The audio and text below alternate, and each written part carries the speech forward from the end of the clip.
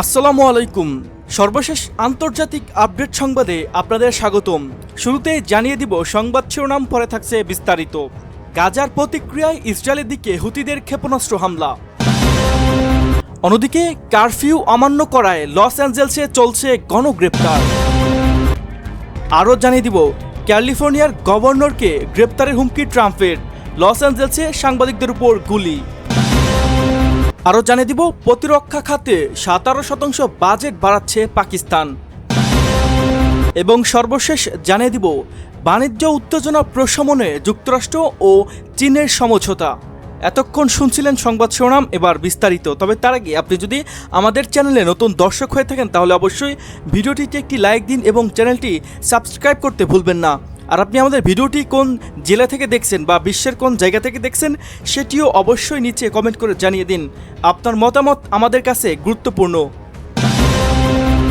গাজার প্রতিক্রিয়ায় ইসরায়েলের দিকে হুতিদের ক্ষেপণাস্ত্র হামলা।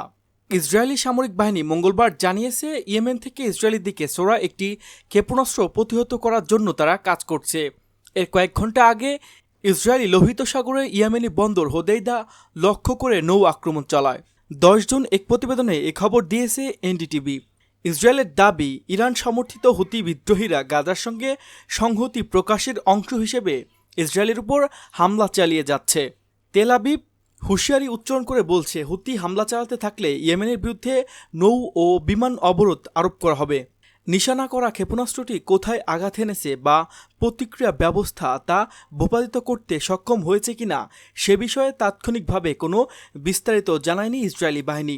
তবে সামরিক বাহিনীর মুখপাত্র জানিয়েছে, হুমকির মাত্রা অনুযায়ী প্রতিক্রিয়া জানানো হচ্ছে এবং আকাশ প্রতিরক্ষা ব্যবস্থা সক্রিয় রয়েছে।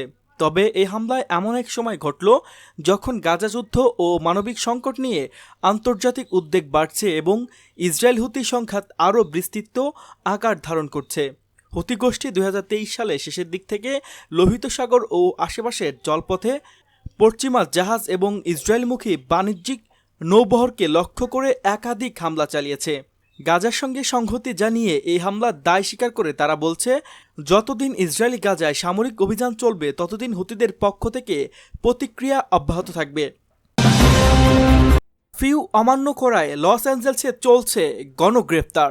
লস অ্যাঞ্জেলসে পুলিশ মঙ্গলবার রাতে জানিয়েছে, অভিবাসী গ্রেপ্তারের বিরুদ্ধে কয়েকদিনের টানা বিক্ষোভের পর রাতভর কারফিউ জারির পর শহরের উপকণ্ঠে রাস্তায় লোক জড়ো হওয়ার সঙ্গে সঙ্গে গ্রেপ্তার চলছে। লস অ্যাঞ্জেলসের পুলিশ বিভাগ এক্স পোস্টে লিখেছে, কারফিউ কার্যকর বলবৎ থাকায় এই অভিবাসীরা দলগুলোকে মোকাবিলা করা হচ্ছে এবং গণগ্রেপ্তার শুরু হচ্ছে। এর আগে ক্যালিফোর্নিয়ায় অভিবাসন বিরোধী অভিযানের প্রতিবাদে শহরে ডাউনটাউনে চলমান বিক্ষোভে প্রেক্ষিতে লস অ্যাঞ্জেলস কারফিউ জারি করা হয়। লস অ্যাঞ্জেলসের মেয়র ক্যারেন ব্যাশ শহরের নির্দিষ্ট এলাকায় রাত্রিকালীন কারফিউ জারি করেন। মেয়র ব্যাশ বলেন, কারফিউ রাত 8টা থেকে সকাল 6টা পর্যন্ত বলবৎ থাকবে এবং এটি প্রায় 1 বর্গমাইল জুড়ে ডাউনটাউন এলাকায় কভার করবে। কারফিউ কয়েকদিন স্থায়ী হতে পারে বলে জানান তিনি।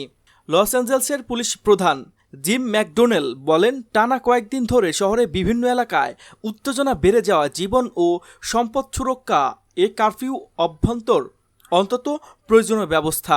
শনিবার থেকে শহরের অবৈধ ও বিপজ্জনক আচরণ উদ্বেগজনকভাবে বেড়েছে। ক্যালিফোর্নিয়ার গভর্নরকে গ্রেপ্তারের হুমকি ট্রাম্পের, লস অ্যাঞ্জেলসে সাংবাদিকদের উপর গুলি।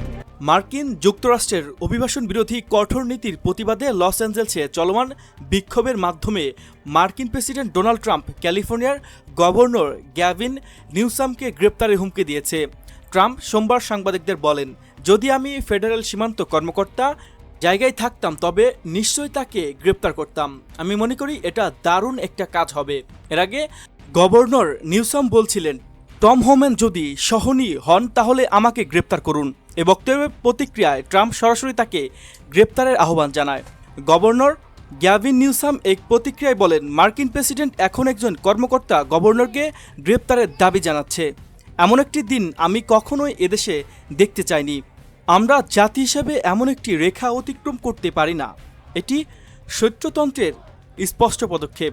অপরদিকে চলমান সংহতি দমনে মার্কিন প্রতিরক্ষা মন্ত্রণালয় গবেষণা করছে যে 700 মার্কিন নৌবাহিনীর সদস্যকে লস অ্যাঞ্জেলসে মোতায়েন করা হয়েছে। তারা মূলত ফেডারেল কর্মী ও স্থাপনাসমূহকে সুরক্ষায় কাজ করবে বলে জানানো হয়েছে। CNN জানিয়েছে ক্যালিফোর্নিয়ায় অ্যাটর্নি জেনারেল প্রেসিডেন্ট ট্রাম্পের বিরুদ্ধে মামলার ঘোষণা দিয়েছে। তিনি বলেন, লস অ্যাঞ্জেলসে ন্যাশনাল মোতায়েনের সিদ্ধান্ত মাঠ পর্যায়ে বাস্তবতা উপেক্ষা করে উত্তেজনা উস্কে দেওয়ার শামিল।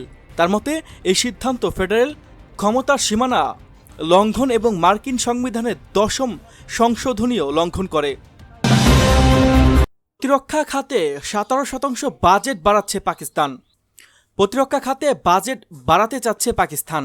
আগের বছর বাজেটের তুলনায় আসন্ন অর্থ বছরে প্রতিরক্ষা খাতে 17% খরচ বাড়াবে তারা। গত মাসে ভারতের সঙ্গে উত্তেজনার পরপরই এই সিদ্ধান্ত নিয়েছে দক্ষিণ এশিয়ার পারমাণবিক ক্ষমতাধর দেশটি। পাশাপাশি চীন থেকে অস্ত্র আমদানি বাড়াতে চাচ্ছে ইসলামাবাদ। আসন্ন অর্থবছর নিয়ে মঙ্গলবার পাকিস্তানের অর্থ মন্ত্রণালয় বেশ কয়েকটি নথি প্রকাশ করেছে। ওই নথি অনুযায়ী আগামী বছরের প্রতিরক্ষা খাতে শেহবাজ শরীফ সরকার 900 কোটি মার্কিন ডলার বা 2.55 ট্রিলিয়ন পাকিস্তানি রুপি খরচ করতে চায়, যা আগের অর্থ বছরের ছিল 2.18 ট্রিলিয়ন রুপি। টালামাটাল অর্থনীতিতে থাকা পাকিস্তান প্রচুর অর্থ খরচ করছে ঋণের সুদ পরিশোধে।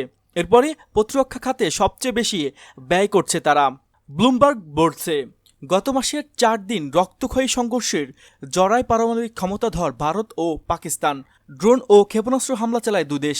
এতে গত এপ্রিলে ভারত নিয়ন্ত্রিত জম্মু ও কাশ্মীরে বন্দুকধারী হামলার জেরেই এই সংঘর্ষে জড়ায় দুটি দেশ। কাশ্মীরে হামলার জন্য পাকিস্তানকে দায়ী করে আসছে নয়াদিল্লি, তবে অভিযোগ অস্বীকার করে আসছে ইসলামাবাদ। গত সপ্তাহে পাকিস্তান জানায় চীন 40টি জেট, 35 পঞ্চম প্রজন্মের যুদ্ধবিমান, KJ-500 প্রতিরক্ষা ব্যবস্থা ও HQ-19 ব্যালিস্টিক ক্ষেপণাস্ত্র বিক্রির প্রস্তাব দিয়েছে। বাণিজ্য উত্তেজনা প্রশমনে যুক্তরাষ্ট্র ও চীনের সমঝোতা। বিশ্বের বৃহত্তম দুই অর্থনৈতিক শক্তি যুক্তরাষ্ট্র ও চীন বাণিজ্য বাধা কমিয়ে আনার লক্ষ্যে নীতিগতভাবে এক চুক্তির কাঠামো সম্মত হয়েছে। লন্ডনে অনুষ্ঠিত 2 দিনের আলোচনা শেষে এই সমঝোতা পৌঁছায় দুই পক্ষ। 10 জুন রাতে লন্ডনে স্থানীয় সময় আলোচনা শেষ হয়। মার্কিন বাণিজ্যমন্ত্রী হাওয়ার্ড লাটনিক জানিয়েছে, এটি মূলত দুই দেশের মধ্যে চলমান বাণিজ্য যুদ্ধের অস্থায়ী বিরতি পুনরায় কার্যকর করবে। এতে করে চীনের বিরল খনিজ রপ্তানিতে আরোপিত বিধিনিষেধ শিথিল হবে এবং কিছু মার্কিন রপ্তানি নিয়ন্ত্রণ প্রত্যাহার করা হবে। ব্লুমবার্গ ও রয়টার্সের খবরে বলা হয়েছে, দুই পক্ষের মধ্যে দীর্ঘদিন ধরে যে দ্বন্দ্ব চলছে, এই সমঝোতা তা পুরোপুরি নিরসনের ক্ষমতা নয়, তবুও এটি একটি বড় অগ্রগতি বলে মনে করা হচ্ছে। লাটনিক জানান, লন্ডনে এই আলোচনার মধ্যে গত মাসে জেনিভায় হওয়া সমঝোতার ভিত্তিতে আরও শক্ত করা হয়েছে। তিনি বলেন, এটি সেই পরিকল্পনার উপর মাংস বসানোর মতো।